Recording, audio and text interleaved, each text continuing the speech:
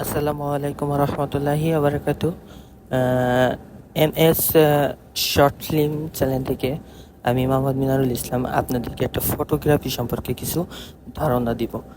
অবশ্য বেসিক ধারণা এগুলো আপনারা একটু মনে রাখবেন, আর এটা মনে রাখলে অবশ্যই আপনাদের জন্য ভালো হবে যারা ফটোগ্রাফি করেন এবং কি যারা ভিডিও তৈরি করেন।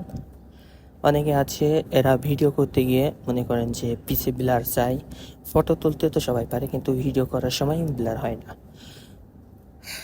তবে আপনাদেরকে একটা কথা জানিয়ে রাখি, সব মোবাইলে ভিডিও পিছে ব্লার হয় না। তবে কিছু কিছু ফোনে হয় যেগুলো ক্যামেরা খুবই ভালো, আর আইফোন iOS ইউজার যারা আছে তাদের।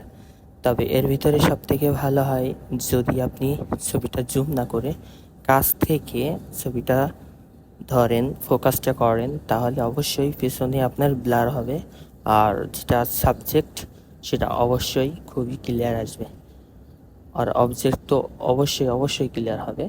তবে আর বেশি কথা না বলে আপনাদেরকে দেখিয়ে দিচ্ছি। অবশ্যই এটা দেখতে পাচ্ছেন যে এটা ভেন্ডি গাছ, ঠিক আছে?